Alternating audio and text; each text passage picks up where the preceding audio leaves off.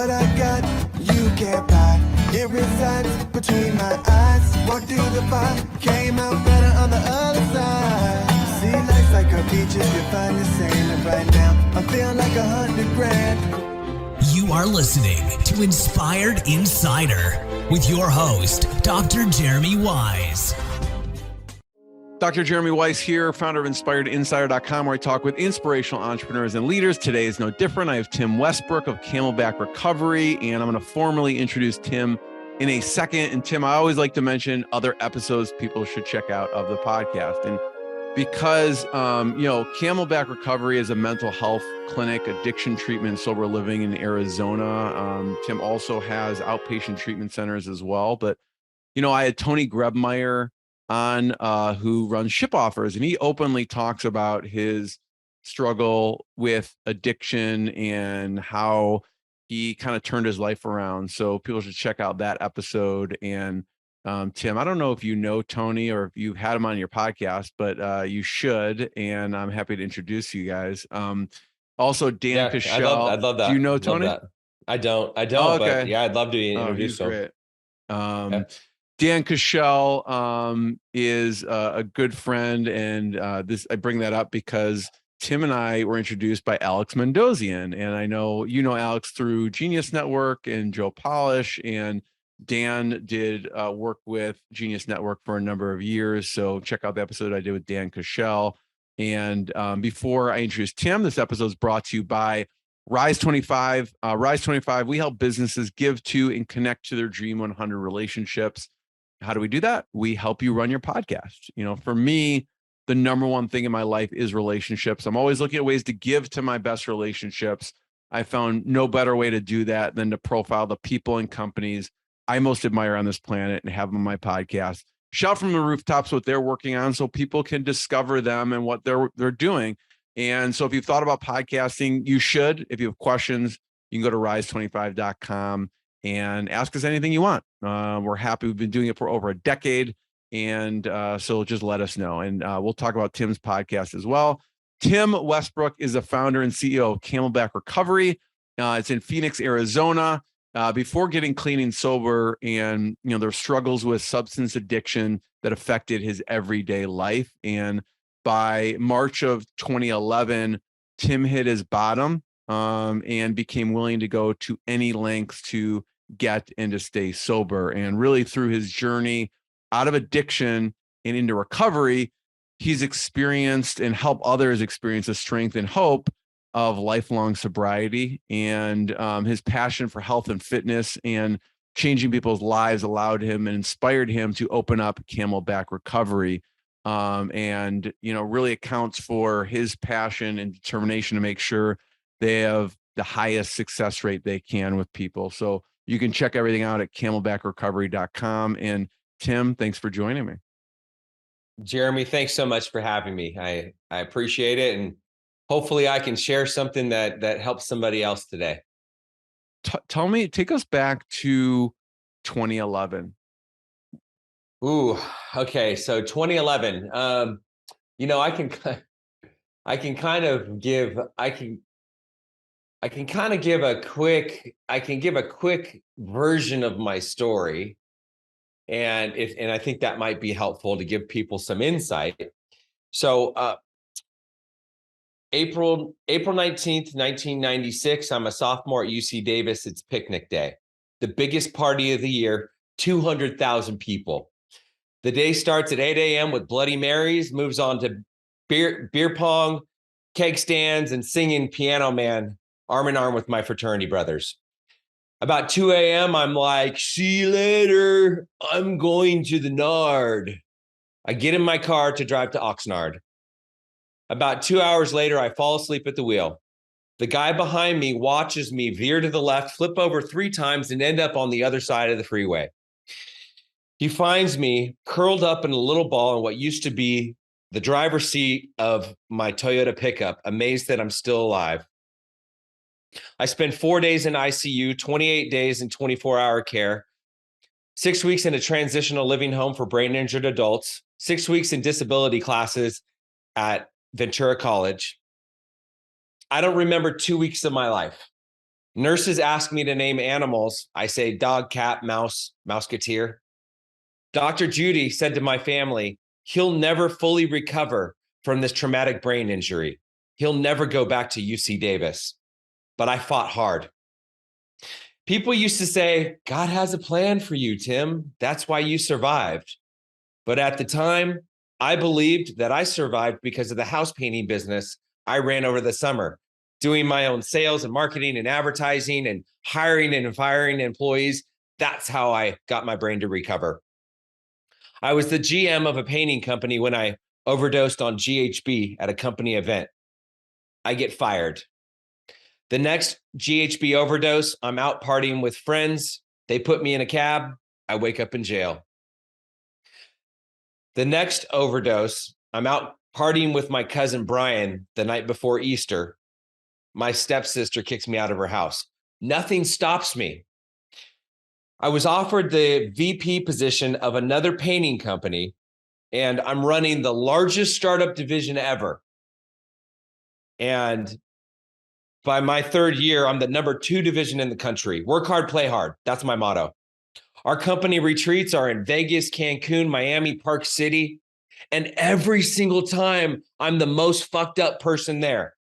Every single time, they pull me aside. They say, Tim, we need to talk about your drinking. Then I meet Jennifer, an attractive brunette and owner of a successful business in San Francisco. She makes up this song about me. It's Monday, and it's all about Tim. It's Tuesday, it's all about Tim. And everyone would laugh their asses off because it was true. Selfish, self-centered Tim. It's all about Tim.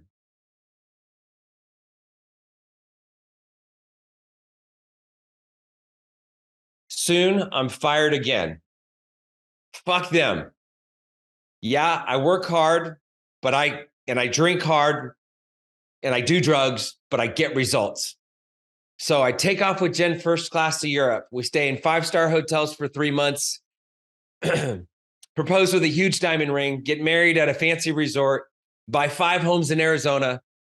I'm going to make millions in real estate. This is like 2006, 2007, 2008, right?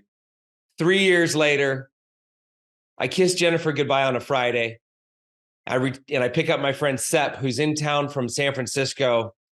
And after a weekend of shenanigans, I return home on Sunday. And that's when Jen looks at me and said, I'm done. I'm leaving you. And the only way I will consider taking you back is if you never drink again, go to rehab, stop playing golf.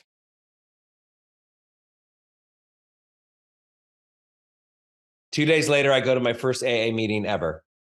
I remember pulling into the parking lot and seeing a bunch of guys just laughing and having a great time. And I'm in my car crying, going, why the fuck are these guys so happy? My life is over. I go into that meeting, and that's the first time I say, my name's Tim, I'm an alcoholic. They give me a big book. They tell me to keep coming back. Today, and that was March 8th, 2011. Today, I continue to work a 12-step program. I've learned that fulfillment comes from helping other people. I'm passionate about my recovery and helping other people. I'm so grateful for the life I have today. So that was what happened. Tim, that's crazy.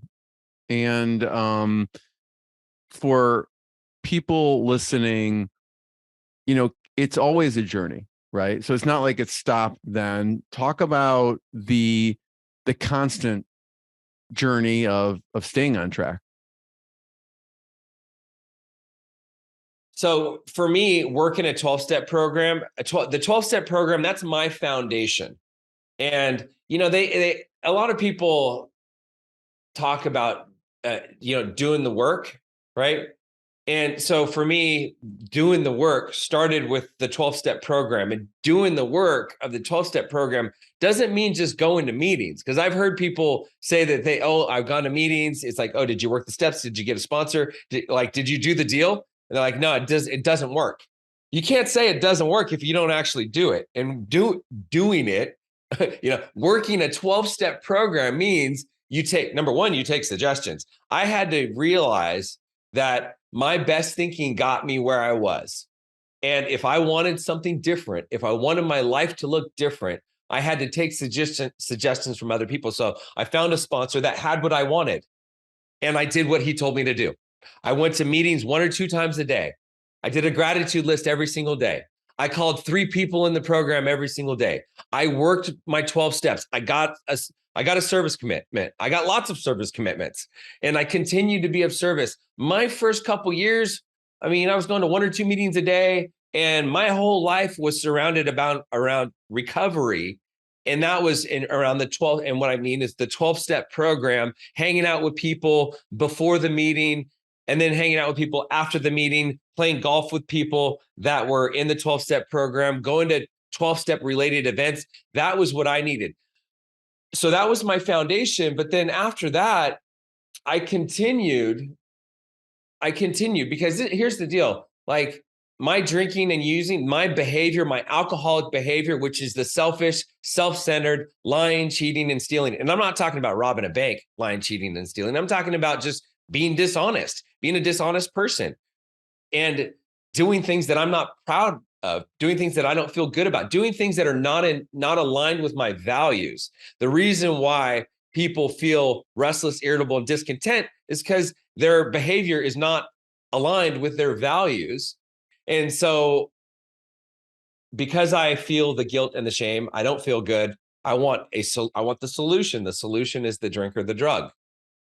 Everybody has a solution, and my solution was destructive. And there are a lot of people that have a solution that has negative consequences. So the definition of addiction is to continue with a behavior or an action despite negative consequences.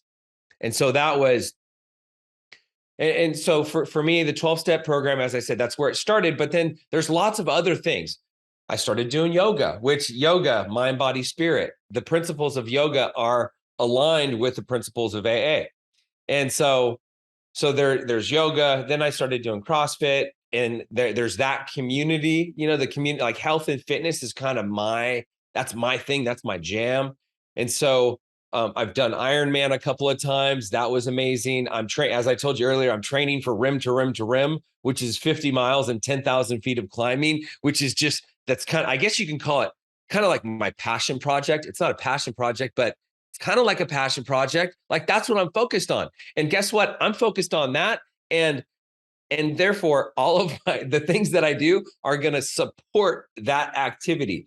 And I realized being clean and sober meant that all of my decisions had to support that decision. It's like there are no decisions because my decision is to be clean and sober. Therefore, all of my decisions support that decision.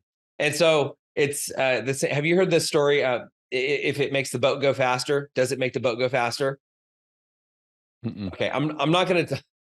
I don't even know how to tell that story, but basically, there was like a crew team, and they wanted to win the national championship or whatever it was that they wanted to win.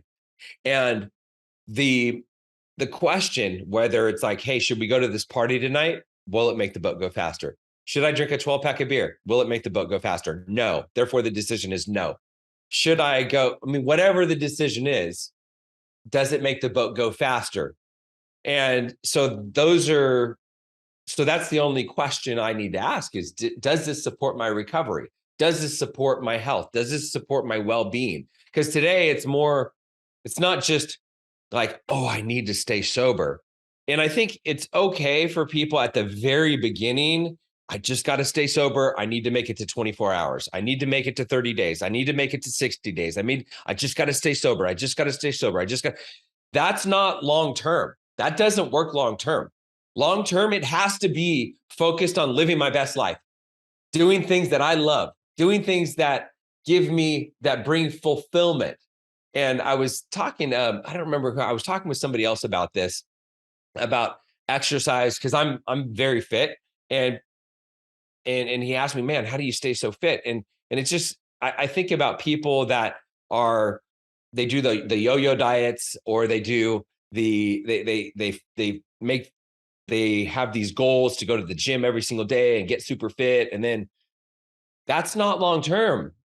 Long-term is like the lifestyle, and what do I want? Why am I doing the things that I'm doing? I work out and I stay fit. It's not like, oh, I got to go to the gym today. I mean, sometimes if I'm like training for rim to rim to rim, I've got a big hike this Sunday, and like, I'm going to do it. There's not really like that supports my goal. If I don't take the necessary steps to prepare myself for this big hike, it's going to be miserable. Like, it's the same thing as doing Ironman. Like, I had a coach, because I need a coach. I need somebody else to tell me what to do. And especially before I did Ironman for the first time, like, it was like, that's no joke. It's a each long one day. of those, each one of the portions of Ironman is no joke. You know, if people don't know an Ironman, it's like a marathon, and then the swim, and then the bike, you know. Well, the marathon's at the end. So right, exactly. It's a 2.4 mile swim and then a 112 mile bike. I'll tell you what, after 112 miles on the bike, I don't care who you are. I mean, I just want to throw the bike. Like, I'm excited to go run a marathon. Okay. like I can't wait to start running this marathon after being on the bike for 112 miles. And then you got to run a marathon at the end. So it's pretty gnarly. And yeah, it's just preparing for it. It's not whether or not I'm going to make it. It's just, okay, like, am I going to be a little faster or a little slower? I already know I'm going to be able to do it because I put in the time and the effort and I trained for it. Yeah, that's incredible. You really focused your energy on these goals. And one of them, at what point did you decide, I'm going to start Camelback Recovery? So a lot of things happened to me. So once I got sober, and this is the other thing too, just because someone gets sober, a lot of times they're like, I'm sober now, my life should be great. It's like, man, you created wreckage for like 20 years or 25 years or however long it was. So for me, okay, I got clean and sober. I started feeling better. I started thinking more clearly. I started sleeping better. I started to get fit, but I still had a lot that I had to go through. Separation, divorce, bankruptcy. My real estate license was revoked. I lost my business. I lost, I bought a bunch of homes in Arizona, as I said in my story. I short sold, so I lost all my homes. I lost all but one of them. So like, there's a lot of shit that happened. And the reason why I started Camelback Recovery, there was a woman. So when I owned this real estate company, they were vacation rentals. And I rented out this vacation rental to a woman named Mina and a woman named Mina and Kristen. And I found out that they turned my home into a sober living home. And I was like, really? And so I didn't know. First off, I found out they were in recovery. And I was like, wow, okay, this is cool. Like, I'm in recovery too. Yay. And when you're newly sober and you find out somebody else is newly sober, it's like, oh wow, yay. And there are a lot of people in recovery. I mean, it's like, once you get sober, you realize just how many people are in recovery. So find out these two women are in recovery. Wow, okay, great. And then I found out they turned my home into a sober living home for women. I was like, really? Oh, huh, okay. And that was about the same time when my real estate license got revoked, and I had to figure out what I was going to do next with my life. And so it's like, okay, I'm passionate about my recovery. I'm passionate about helping other people. I need to figure out what I'm going to do next with my life. And I actually had another home that I needed to figure out I needed to figure out something to do with it, because I'm no longer doing vacation rentals. And so I decided to go back to school to get my master's in addiction counseling. I started up Camelback Recovery. We were just sober living. And so that's kind of how it got started. That was 2014. Tim, talk about the continuum of care. And then we could talk about how Camelback Recovery fits into that, because I think when we were talking before we hit record, at least I wasn't familiar of all the different pieces of the continuum of care and where you fit into that. Yes, of course. So the continuum of care is, so it's like typically when someone needs the most help, they need to go to detox, right? They need to be detox. They need to be medically detox. So detox is like the highest level of care. And then below that, you've got inpatient treatment. And then you have partial hospitalization. And then you have intensive outpatient treatment. And then you have sober living. And then you also have mixed in, you have case management, you have recovery coaching, so those are kind of the different levels of care. And so when we started in 2014, we provided sober living. And in my experience, and sober living is just as important, if not more important than treatment, because this is the thing, when someone goes to treatment, they're in a bubble, they're protected. Like they don't even have to make decisions, really. Like they get out of bed at the same time, breakfast is taken care of for them, they have group, then they have lunch, then they have another individual therapy session, and then they have dinner, and then they have yoga, and then they have a 12-step meeting. You know what I mean? Like, so, and they don't have their cell phone, they don't work, they're not around all of the toxic relationships that they were around before going into treatment. So it's pretty easy to stay clean and sober when someone's in treatment, when someone's in that bubble. The real growth happens when a person leaves inpatient treatment or partial hospitalization. And so that's where sober living comes into play. And someone could be in sober living and also attending an outpatient treatment program. So they're in therapy for, like 15 hours a week, 12 to 15 hours a week, but then they're also living at a sober living. They could also do intensive outpatient treatment and live at home. It's really, again, someone drinks or uses for 3 years, 5 years, 10 years, 20 years, like that's how they're programmed to live life, right? And 95% of our thinking is subconscious, only 5% of it is conscious. So the easiest thing to do, especially when someone's triggered, if they go back to their old environment after inpatient treatment, they go straight back to their old environment, or even to an environment that doesn't provide enough support and accountability and community. It's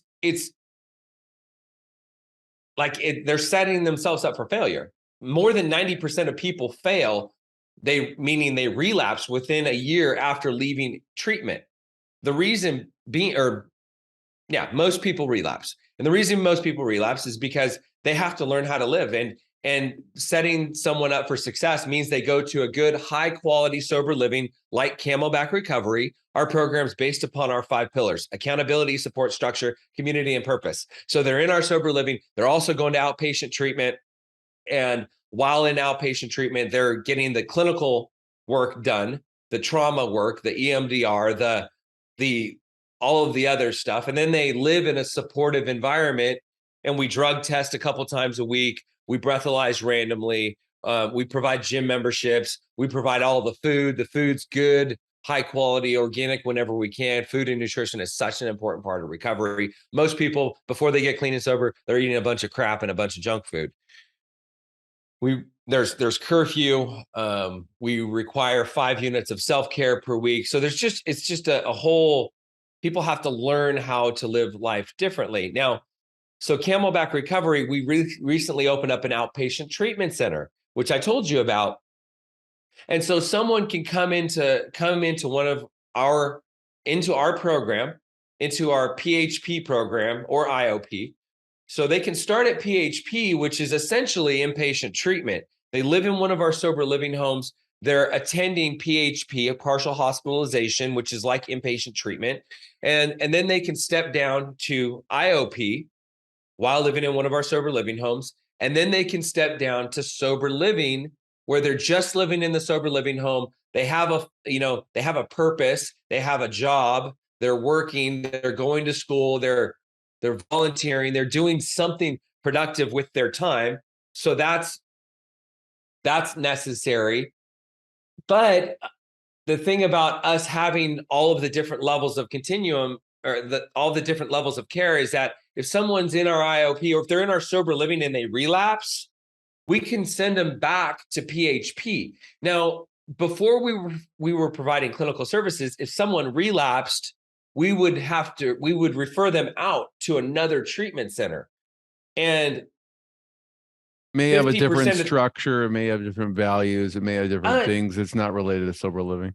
No, so that's the problem is that these people are very sick. So we're trying to send them to a higher level of care, and they end up not even going to the treatment center. They end up relapsing and going out on a bender for the next week, month, 6 months, year, and then they overdose and they die. And when I say they overdose and they die, I'm not even exaggerating.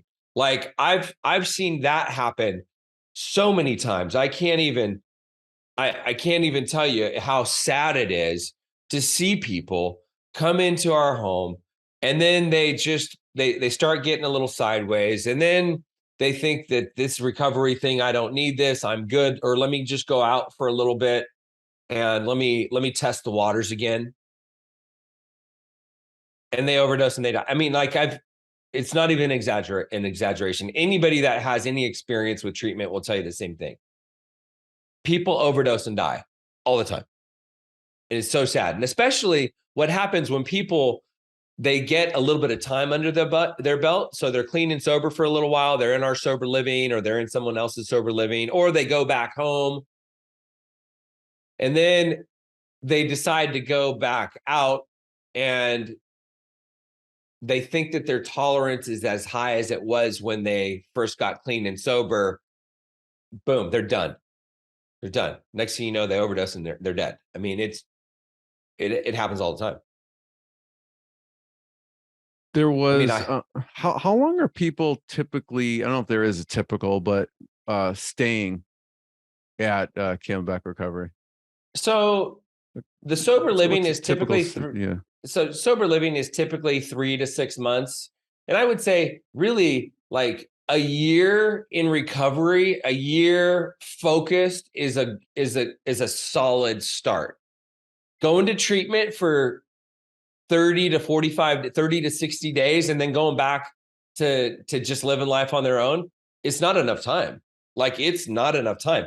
And so if someone is under some sort of care and supervision and has accountability, it's like doctors, dentists, and airline pilots. If they get in trouble for drug or alcohol related things, they're monitored for 5 years if they want to keep their license. The success rate of that population recovering from drug and alcohol use is 85%.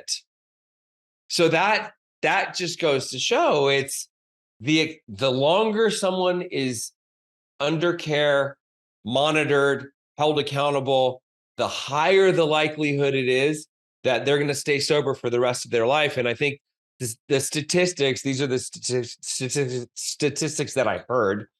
I don't know where these statistics come from, but only 90% of people are going to relapse within the first year. If someone makes it to a year, they have a 67% chance of making it to 5 years. If they make it to 5 years, they have an 85% chance of making it for life. So the longer someone stays clean and sober, the higher their chances are, because we're programmed to live life a certain way. 95% of our thoughts are subconscious, as I said earlier. 95% of my thoughts today are the same thoughts that I had yesterday. So I'm constantly thinking the same thing over and over and over again. For someone to change the way that they think, to change the way that they respond, to change the way that they live life, it takes a lot of work and it takes a lot of time. So let's say, Jim, someone comes in they come to Camelback Recovery. They're there for 6 months. Now, I know you have facilities in Arizona. Do people come from all over the place, or is it mostly local?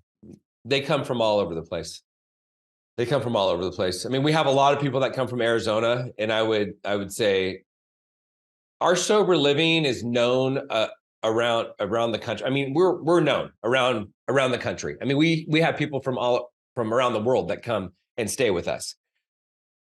A lot of people are from Arizona, but we have a lot. I mean, because doing a geographic is a good thing for a lot of people. I mean, temporarily, anyways. So if someone wants to start a new life, moving away from where they live, because all the triggers, all the toxic relationships, the way that they've been living their life for the last 5 or 10 or 20 years, like all those people are where they live typically. So moving to a new location is good in the short term.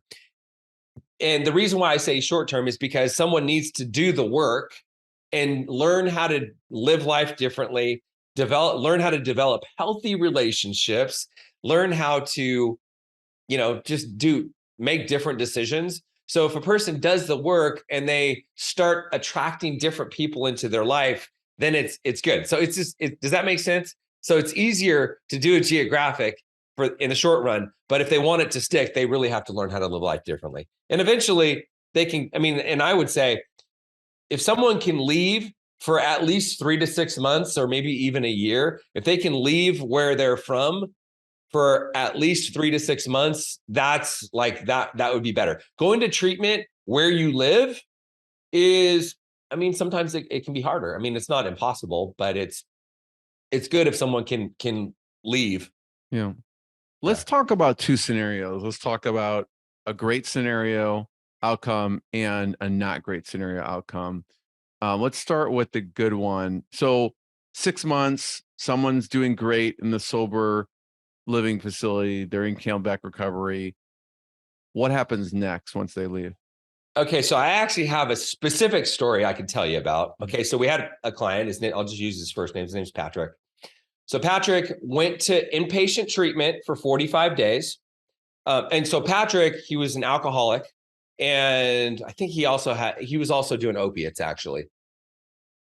His wife left him and took his kids and said, "I'm done. You got to go to rehab." And he lost his job too. And this is like a professional with a good job. And so he educated, makes good money, professional. So he goes to inpatient treatment for 45 days. After inpatient treatment, he comes to Camelback recovery, lives in our sober living, does outpatient treatment, intensive outpatient treatment, IOP, for 8 weeks. And then after that, what he did was he stayed on and he was a house manager for Camelback recovery. So that's kind of like the next step. It's like, that's an entry level job. And this is a professional, like he's not a house man, you know what I mean? But it was his recovery job. Having a recovery job for someone that's trying to get back on their feet is the best thing. Going out there, because he could have gone straight back out to getting a great job and making great money, and because that's what he was used to. And I've seen that happen before too, where someone goes out and tries to hit a home run and get the best job ever because I got to take care of my kids, I got to take care of my wife, I need to get back to work, and it's just and then it ends in relapse and they're dead. And I've seen that happen too. So this guy, he's a house manager. He's with us for 6 months as a house manager. And then he starts interviewing for jobs, and he gets 3 job offers at great companies. I think one was Intel. I think he got 2 offers from Intel, one from SRP, and one from somewhere else. And he ended up taking a job for Intel. And today it's been a couple years, and he's doing great. He has great relationship with his wife. I think they did end up getting separated. They did end up getting divorced, but he has a great relationship with his ex-wife. He gets to take care of his kids. They co-parent. He bought a new house. He's like, his life is moving forward. He's back on track. And that's a beautiful thing. Let's take the flip side. There was a child that came through. Yeah. So this was a kid that came through. Again, he goes to inpatient treatment. He does outpatient treatment, lives in the sober living. but he's not really like, he's a little bit younger, and he's really not ready to, to throw in the towel, I guess. I don't know. He's really not ready to give up the drinking and the drugs. And I would guess more than anything, he still thinks that he should be running the show. He doesn't want to follow rules. He doesn't want to do what he's told. He never relapsed while he was in our sober living, but you could see his behavior start to kind of go south. He ended up leaving a little bit early. And so this is a kid from Scottsdale. Parents made great money. They did really well. So financially, they owned businesses. So they were, it was a good, solid family on the outside anyways. And this kid he should have stuck with sober living. And he convinced his parents that he was ready to leave. His parents let him leave. And his parents, they're the ones that are footing the bill. So they paid for him to live somewhere else besides living at Camelback Recovery. And within a few months, he overdosed and he died. And it's so sad. His parents, they think they're doing the right thing. I mean, parents, like, they'll do anything for their kids. And a lot of times it's just, it takes a long time. I can't, there's so many other stories that I can think of. There was another guy that was with us. He owned a restaurant, and he owned a restaurant in South Scottsdale. So restaurateur, successful. He's been in business for a long, long time. He was living at our sober living for a while, for a few months. And then he ended up leaving, and he was a workaholic.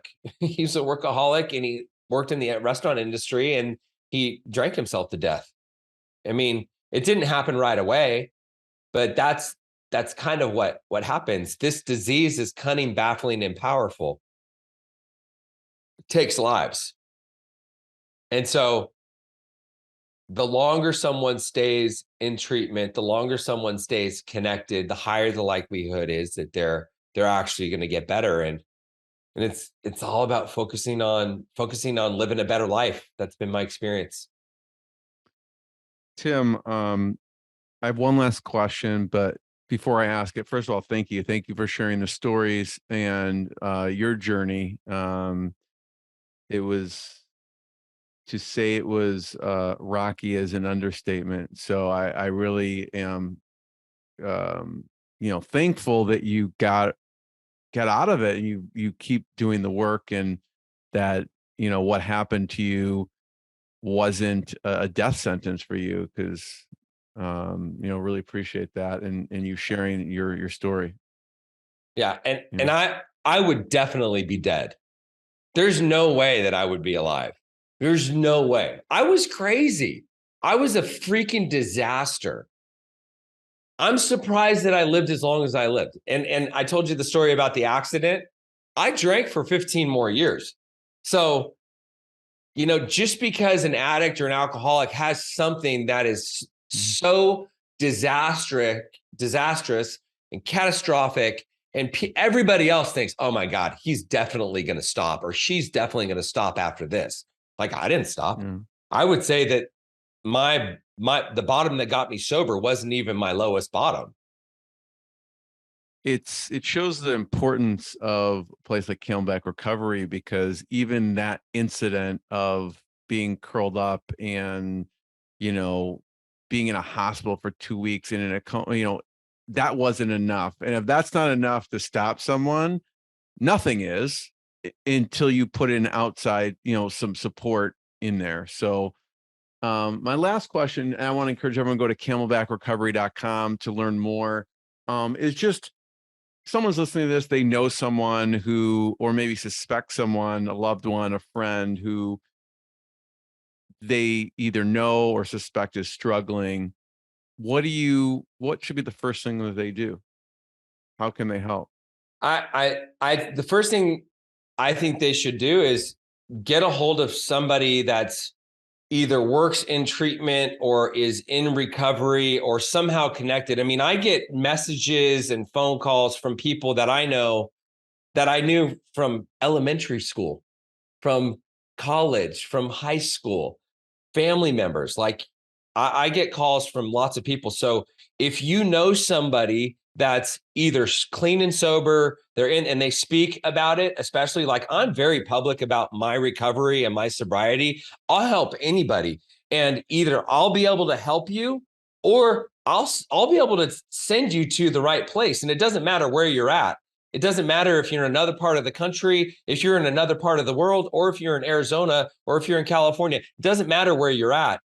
Just reach out to me or reach out to somebody else that you know that's in recovery. And the other thing too is that the treatment industry is like they're not all good players. So finding someone that is ethical and provides good, high quality treatment is like, it's daunting to go out there and start making. If I'm somebody that is not familiar with treatment or recovery, and I start picking up the phone or I start Googling, like there's a bunch of people out there and you don't know who's providing good treatment. You don't know who's just after your insurance dollars. You don't know who's out there trying to scam you. So it's tricky. So I'd say look us up, Camelback Recovery. You can find me on Instagram, Kick-Ass Sober Life. I have a YouTube channel, Camelback Recovery, if you want to watch some of my videos and become educated and learn a little bit more. If you're looking for an interventionist, that's the other kind of part of the continuum, is if someone needs help, needs an intervention, then I can help you find an interventionist. You can call Camelback Recovery. Our phone number is 602-466-9880. If you need help, call us, send us a message, go to our website, and we'll either be able to help you or we'll be able to send you to the appropriate person or level of care that provides the service that you're looking for. Yeah. Tim, I want to be the first one to thank you. Everyone check out camelbackrecovery.com. Check out more episodes of Inspired Insider and Rise 25. And thanks, everyone. Thanks, Tim. Thanks so much, Jeremy. What I got, you can't buy. It resides between my eyes. Walked through the fire, came out better on the other side. See, life's like a beach if you find the sailing right now. I'm feeling like 100 grand.